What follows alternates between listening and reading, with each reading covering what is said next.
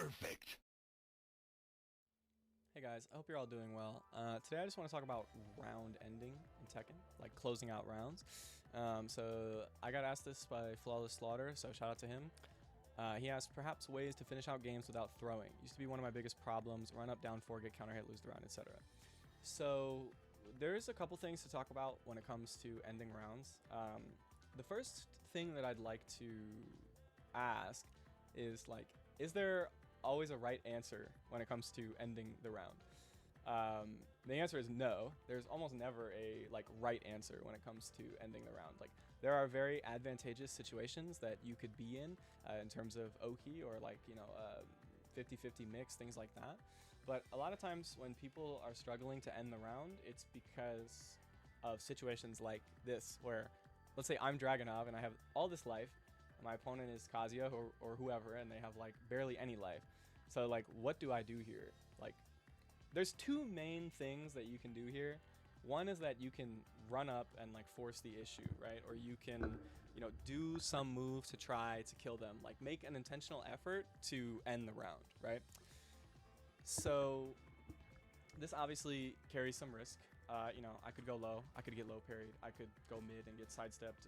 A million things could happen, right? I could just go for a mid and randomly get beat out by a heat engager, and my opponent gets all this life back. So Tekken 8 is really volatile, and there are a lot of ways for people to come back. So it's very tempting to try to end rounds, kind of in a greedy way. But is there anything wrong with that on paper, right? Is ending rounds with lows bad? Things of that nature? Not really, When it comes to ending rounds, there is usually not a right answer, and the decision that you're going to make to end the round is going to come down to just kind of how you're feeling at that moment, right? That's kind of how it goes a lot of the time. If you guys watch high level play, it's very rare that rounds are ending the same way, right? Sometimes someone will run up and do a low, and sometimes someone will run up and do a mid, and then sometimes someone will just start backdashing because they don't really have to do anything. They don't have to interact. They don't have to put themselves at risk to end the round. So when it comes to choosing options, there are a couple smart things that we can do to just make better decisions in terms of round ending, right? So when it comes to if we want to end with a mid or if we want to end with a low, let's say we want to end with a low. So we should think, does this character have an orbital? Does this character have a hop kick? Is this player, have they shown that they're super antsy when it comes to the end of round, and they just start mashing hop kick or trying to fuzzy low parry all the time because they really don't want to die to a low, things like that. Do we want to do a mid? All right, so what mid do we want to choose? Maybe you're playing a character that has a mid Dragonov back 2-1. This is an interesting move because Dragonov back 2-1 is not a great move in neutral, but let's think about the properties of this move for a second. So this is a mid. So first of all, we're already doing a mid to end the round. This mid is -3, and it leaves us in crouch. So we have a lot of options here. So back 2, we can do wall sending 4 to do another mid and kill them, or we can do full crouch low to do a low and kill them. So we have maybe we have a little mix up here that we can go for after back 2. Now, of course, back 2 is -3 on block, so we're not plus. We don't really have a true mix up here. We have back 2-1. So we kind of can just do back 2 and then force the mix, or we can just decide we're going to do back 2-1. So yeah, you can get launched for doing back 2-1, but let's think about round ending and what happens at the end of the round. Most of the time, people start freaking out and it becomes a scramble, and you would have to be a very good, very clutch player to have 1 HP and be fighting Dragonov and duck back 2-1 like that and launch him, right? Nerves are high, people are freaking out. They see a move comes out, they want to do something. Maybe he just throws out a counter hit button, or he tries to move or something, but it's very common that people are going to do things like that. So moves like this become really, really, really powerful to end rounds, more powerful than they are just in neutral, right? Same thing goes for Brian's moves, when it comes to DF2 and down 2-3, DF 2-3, down forward 1-1-1, like things like that are really good because people start to freak out at the end of the round. They get super twitchy. They want to do something. They don't just want to sit there, So moves that like force situations like this, have extensions like this are great. Lows that have extensions are great, like down 4-4, down 3-1 plus down 3-1 with drag, or down 3-2. Sorry, I always just do down 3-1 plus 2. Things like that are really good. And then, even with down 3, we have a mid too. We can just do down 3-4, which is only -11. So someone would have to block this, stand up into the mid, and then punish it. And it's not even that punishable. But then if someone does that, we could also just do like down 3-2, which is a high that they, in that situation, if they were ducking for this, they would not duck. So move choice, we can use moves like this that, have extensions, blah, blah, blah, whatever. That's smart. We can think about resources too. Like, how much health does my opponent actually have? Do I need to like force the issue here, right? Like, maybe not. Like, we can oftentimes just choose to play smart and move around the screen and look for like maybe like a jab or something. Keep out jab, keep out DF1, something like, things like that are really smart and really good to do. But we need to find a good balance of, trying to do that while also not like just letting our opponent get back in for free and like start running offense or start mixing us, right? Like, that's where a lot of people run into trouble. They can't find the balance between just being greedy, running up and doing a move to end the round, or just like chilling and then waiting for like them to come in and do a keep out button to hit them, right? To kill them. So like, where does this balance come in? Well, again, a lot of it is like resource management. You got to look at the health and kind of make a decision based off that. If you have health to spare, then it might be worth it to just try to end the round. But also, if you have health to spare, then it's also maybe worth it to just chill, right? Like, you don't need to give up life potentially and try to end the round. Like, that's where it becomes difficult. Opponent has gray life, you don't want them to get gray life back. Opponent has rage, opponent has heat active, you don't want them to be able to get that heat off, blah blah blah. Like, there's a million factors that like can come into play here. And I'm just going over all this to kind of emphasize what I was saying earlier, so that like there's never really a right option, right? Like, it's really like a lot of it is just based on vibes, how you're feeling at that moment, and what you want to do. And again, you can do things like I talked about to like make educated decisions, but at the end of the day, a lot of it is just making a decision on the fly, right? So I want to show you guys some examples of me ending rounds and talk about them. So I'm going to show you guys. So one principle that I think is really good when it comes to round ending is to use like moves that just end it in one interaction, right? Or potentially 2 interactions, but we want to use a move that's either going to kill the opponent or is going to put us in a good situation if it doesn't kill the opponent, right? A situation where we can force another mix, right? So ideally, like, we can maybe end around with a move that does both of those things. So for example, here, I'm fighting Jun. I don't have heat. She has heat. My back is to the wall. I really want to end this round, right? So I hit down forward 2-1 to punish, and I look at the life, and I just know that like she's gonna die to a hatchet kick, right? A QC back 3. So I just do it. Now,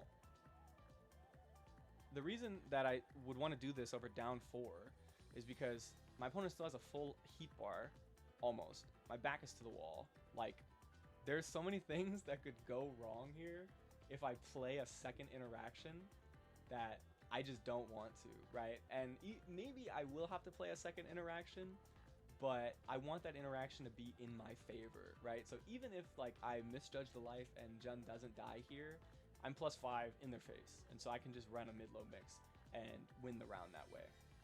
So that's, I think is a really good principle, is like try to end it in one interaction if you can, or if you can't do so, use a move that's going to give you a second interaction that's like really, really beneficial. But again, let's think about there being no right answer to end the round, right? Because yeah, this hatchet, like, was this a good round ender? I would say so, right? Because like it killed him. But what if he just blocked this and then did that like range 3 wall splatting punish that Jun has? He's gonna get a bunch of life back. I'm gonna lose so much life. He's still gonna have heat. Like, would that have been a good option in that situation? Like, probably not. But it worked, so whatever. And now here's another example of me kind of forcing the situation a little bit. So I popped heat. I got hit by the full crouch low, and then I just dashed up and did heat smash because I just really want to end this round. Like, there's a lot of time left. My opponent is in heat. My opponent is in rage, and my opponent still has heat that they haven't popped, right? So I do heat smash here and I do throw. Probably I did that to like beat potential heat burst here. And so throw, he gets up. I see he gets up, and I do Brian back one. So again, back one is gonna kill him if he ducks. He's in a mid-low mix here, and even if he stands, he doesn't duck. Like, I'm +4, I can go for a mid-low mix. Again, maybe this dude just like woke up and sidestepped my back one and I died, right? Would that have been a good option there? I mean, I don't know. So now let's look at an example that's a little bit different. So here, this is where we want to look at like resource management, or like paying attention to resources, right? So here, I make some space with the string, and then I just mash 1-2-1 to get a little more life, because time is really low, and if I get a big enough life lead here, I can't lose, right? So I do 1-2-1, I play it safe, and I just backdash. He whiffs can-cans, I punish with down 4-2-1. I could do a low here, could do a mid here, but look at the clock, right? Like, look at the life, look at the clock. There's literally no way that I could possibly lose this round. It is impossible if I just block. If I do any move, I can lose. But if I just block, I can't lose, right? So I just block, and I win. So a lot of times you will find yourself in situations like this where time is running low, you have a life lead. Don't do anything. You don't have to, right? It's fine. You can just chill. Again, here's another example of, you know, me just kind of chilling, right? So I've got a huge life lead. My opponent does have rage and a little bit of recoverable life, but you know, we're on an infinite stage. He doesn't have heat. Like, I don't really have to do very much, right? So I get hit like an idiot, but I'm just chilling. I'm just blocking. I don't really need to do anything, right? I block this move. I do a safe mid check, right? Don't put myself at much risk here. I just chill. I'm blocking again. Now, again, talking about moves that maybe aren't super good, but are really good as round enders. Brian back 3. Really long range mid with like really crazy fast recovery on whiff. So that's a great round ender, right? So I'm just chilling. I'm chilling. I do back 3. It whiffs. But look at this recovery. He tries to punish it, forward 2 punish, and I just block it. Because I know that it has really fast recovery, and like, I'm not going to die for trying to do it. So moves like that, where, you know, like, think about what moves you can use to end rounds. Like buttons like this that are super low committal and, you know, mid, like, are really, really, really good. And this is another example where I just could chill and like didn't really have to do anything. So a lot of what you're gonna, you know, choose to do to end the round is going to be based on, like I said, resources and, you know, just what moves your character has.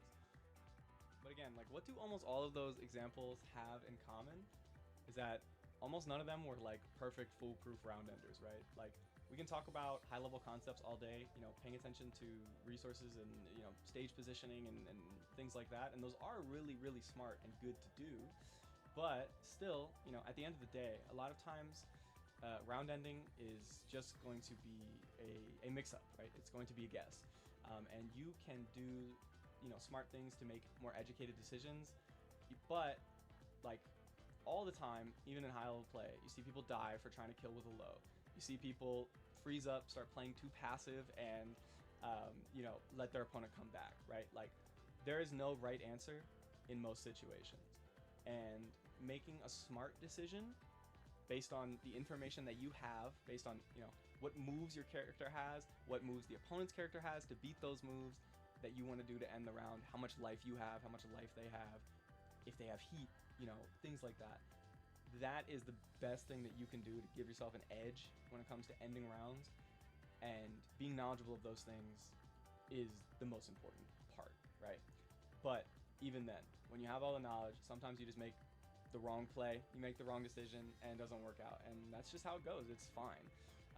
You know, you can't always guess right, and you can't always make the right play. That doesn't necessarily mean that it was a bad decision or something like that. Now, if you are feeling like you just can't ever close out a round, I mean, your opponent, you know, all these people that you're fighting online can only guess right so many times. So clearly there's something that you're doing wrong, and normally that's going to be just related to like making the same decision way too many times. So either you're always trying to kill with a low, you're getting hop kicked all the time. You know, you're always like, you know, forcing the issue too much, and maybe you end up playing out a turn because you're just like so focused on killing. You get counter hit, you lose, whatever. Maybe you always play super passive at the, you know, when you have a big life lead and you just let your opponent get in and you know, get life back and force mix, get a great situation for themselves, whatever. If you are feeling like you are really struggling to end rounds and it's a constant issue for you, then most likely the issue is just that you're defaulting to the same option way too much. So think about what moves your character has to end the round. Think about what moves, you know, your opponent's character has that can stop that. Think about the life. Do you need to make a play right now? Can you afford to make a play right now? Or is it a good idea to just chill and wait for an opportunity, right? And just get a jab or get a DF1 or something small in there. Things like that are really good. They're really smart to do.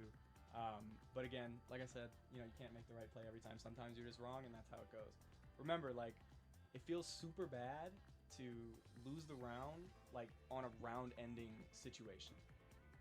All the time. Like, no matter what you did.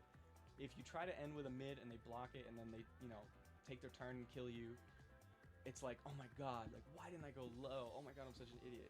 If you try to go for a low and you get low parried and you die, oh my god, I'm so greedy, like, why did I go for a low? If you try to force the issue too much, you get hit by a keep out button and, you know, they switch momentum. Oh, like, I'm greedy again, I'm forcing the issue, blah, blah. If you get too passive and you let them come back in that way, then it's like, oh my god, like, I just can't close out rounds, like, I'm, you know, I'm so scared to run the last mix, whatever. But all of that is just going to be a problem if you're doing it too much, if you're choosing one option way too much. So the best thing you can do is be knowledgeable of what you have to end the round, be knowledgeable of the resources, health, timer, heat, rage, and switch up your options a lot. Okay, that's the best thing you can do to, one, be more successful with closing out rounds, and two, not feel bad when you can't close out a round, because, you know, at least you're trying different things and it won't feel as consistently bad, because, you know, if you do different things, it's more likely that, you know, things are going to work eventually, right? So that's pretty much everything that I want to go over when it comes to closing out rounds.